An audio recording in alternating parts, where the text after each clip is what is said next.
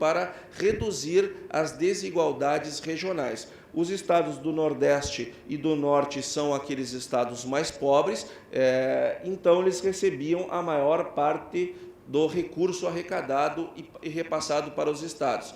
Hoje, nós olhamos o mapa do Brasil desta forma no que diz respeito ao saldo entre o que eu arrecado e o que eu recebo de volta.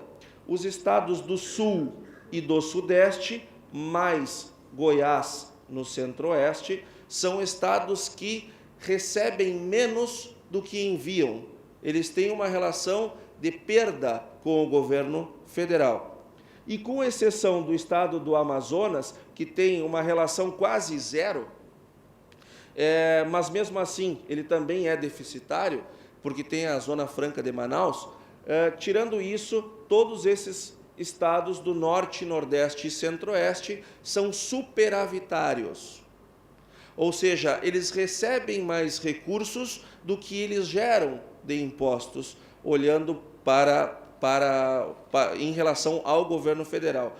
Os municípios brasileiros também têm essa característica. Nós temos o Fundo de Participação dos Municípios, que recebem uma parte desse Fundo de Participação dos Estados, que seguem critérios semelhantes. Qual é o problema que isso gerou no Brasil? Isso gerou um problema que municípios pobres recebem mais recursos. Então, o legislador brasileiro, que é um político, achou fácil ganhar novos cargos políticos. O que eu faço? Eu crio um novo município, porque ele já nasce autossustentável pela arrecadação, porque ele vai receber parte desse recurso que é transferido. Então, eu gero uma prefeitura a mais, é uma chance mais de eu ser prefeito, eu gero mais uma Câmara de Vereadores, mais uma estrutura de secretários e aumento o meu poder político regional. Então, o Brasil, em 88, tinha cerca de 4.000 municípios, hoje nós temos 5.500 municípios e estamos tentando trancar a criação de novos municípios, porque isso não está dando certo. Não é, como foi dito aqui, criando norma que eu resolvo o meu problema, e bastava criar uma norma para as pessoas serem felizes que estava resolvido o problema.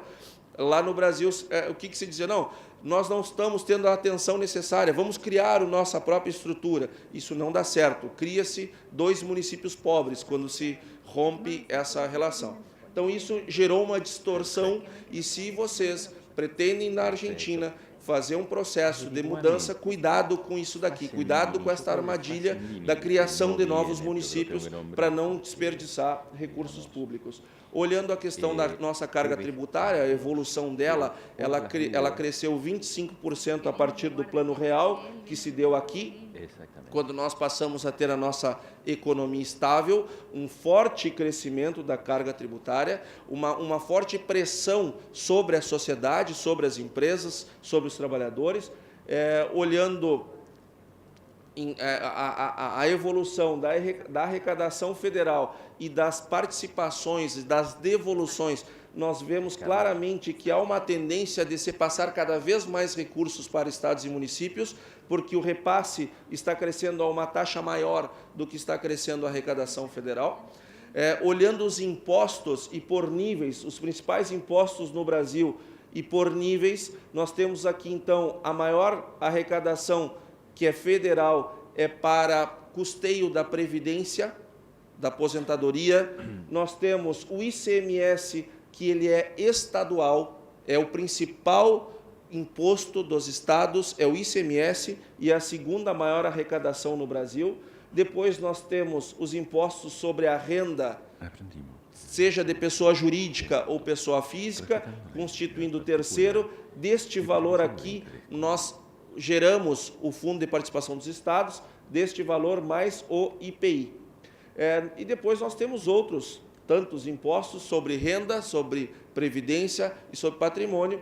O município, o principal dele é o ISS, que ele incide sobre movimentações, sobre vendas do comércio local. Olhando a distribuição dos impostos em relação às suas funções, nós temos a Previdência com 26%, renda e patrimônio 25% e produção 49%. Este é um grande problema da nossa tributação. Nós temos muito imposto sobre produção e pouco imposto sobre renda e patrimônio. O que isso causa? Isso encarece o preço dos produtos que nós produzimos. Torna nossos produtos mais caros, menos competitivos, tanto no mercado interno quanto no mercado externo. O preço de um carro no Brasil custa o dobro do preço de um carro nos Estados Unidos, por exemplo.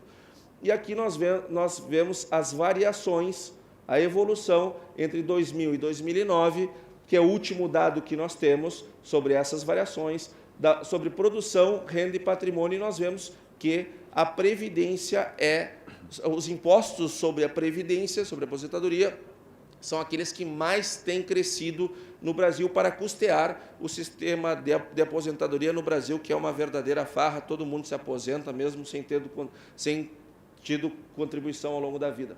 Aqui nós temos algumas comparações das nossas cargas tributárias, e eu gostaria de chamar a atenção para os senhores que, em 1990, a carga tributária na Argentina era 16,1%, e a nossa carga no Brasil era 28,1%. Bons tempos eram aqueles. Hoje, nós estamos com uma carga tributária, segundo a OCDE, de 36,3%, e vocês deverão nos ultrapassar, sendo a maior carga tributária aqui das Américas, e tendo a maior taxa de crescimento, foi justamente a Argentina neste período. Isso são recursos que estão saindo da sociedade, estão saindo das empresas, estão saindo dos trabalhadores e indo se acumular no governo. É importante nós sempre termos em mente, governos não geram riquezas. Quem gera riqueza é a sociedade. Governos capturam uma parte da riqueza gerada e, com esse dinheiro, eles podem ajudar a sociedade a gerar mais riqueza ou não. Agora, ele não gera riqueza. Quem gera é a sociedade.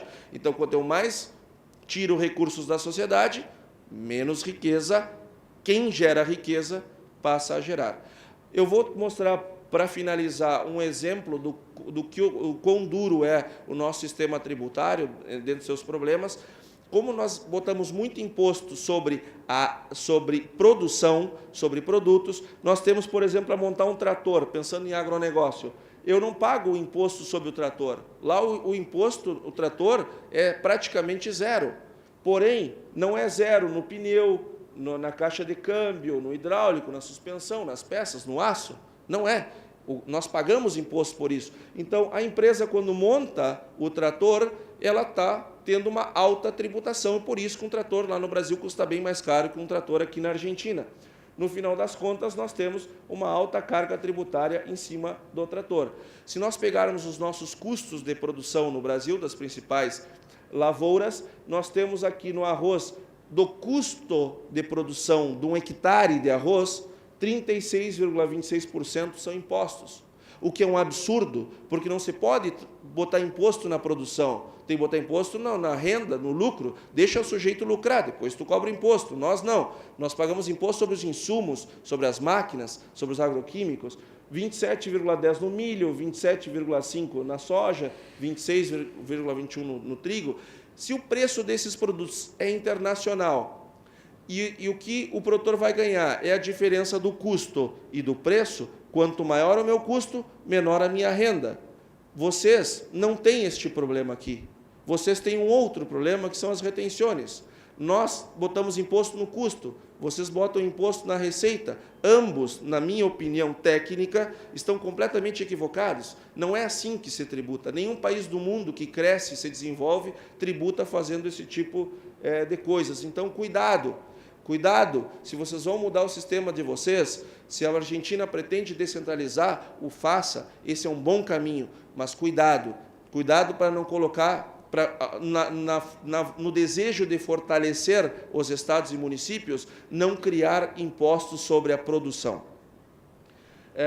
Aqui está o custo de produção nosso, na soja, por exemplo, em comparação com a Argentina e com os Estados Unidos, o Brasil tem o maior custo de produção do mundo por causa daquela carga tributária que carrega. Hoje, as principais discussões que nós estamos tendo no Brasil é a Lei Candir, que é uma lei que isenta do imposto estadual as exportações, e o governo federal prometia repassar para esses estados a compensação e nunca se chega ao valor total.